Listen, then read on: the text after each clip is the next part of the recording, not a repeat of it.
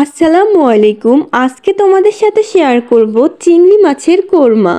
এটা ছোট থেকে বড় সবাই অনেক বেশি পছন্দ করে। তো কথা না বাড়িয়ে শুরু করে ফেলি। প্রথমে নিয়ে নিলাম 1 বাটি পেঁয়াজ, 5টা কাঁচামরিচ, 150 গ্রাম চিংড়ি মাছ এবং 1 বাটি দুধ এবং 3 চামচ দধি এবং চামচ চিনি। একটি কড়াইয়ে তেল গরম করে চিংড়ি মাছগুলো ভেজে নিব।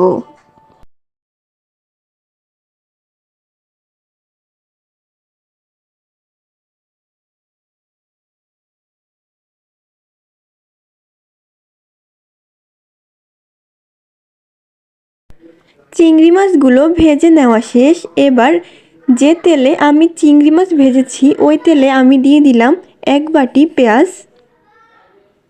এবার পেঁয়াজটা যখন বাদামি রং হয়ে যাবে তখনই এর মধ্যে দিয়ে দিব 2 চামচ আদা রসুন বাটা।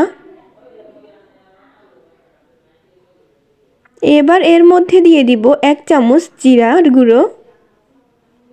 এবার এর মধ্যে দিব একদম সামান্য পরিমাণে হলুদ, তোমরা চাইলে হলুদটা স্কিপ করতে পারো।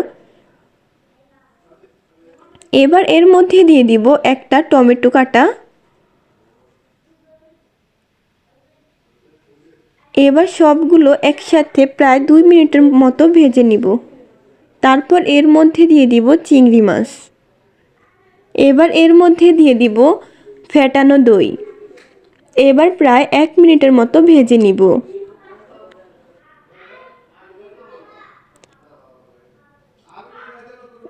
এবার এর মধ্যে দিয়ে দিব 1 বাটি দুধ। আমি এখানে কোনো ধরনের এক্সট্রা পানি ইউজ করি নাই। এবার এর মধ্যে দিয়ে দিব 1 চামচ চিনি। এবার এর মধ্যে দিয়ে দিলাম কেটে রাখা মরিচগুলো। তোমরা ঝাল যেমন পছন্দ করো ঠিক তেমনই দিবে। এবার এর মধ্যে দিয়ে দিলাম আধা চামচ গরম মশলার গুঁড়ো। এবার আমি চিংড়ি কোরমাটা প্রায় 5 থেকে 7 মিনিট পর্যন্ত রান্না করে নিব। ফাইনালি আমার চিংড়ি কোরমাটা রেডি হয়ে গিয়েছে। এবার এটাকে আমি গরম গরম ডেকোরেশন করে নিব।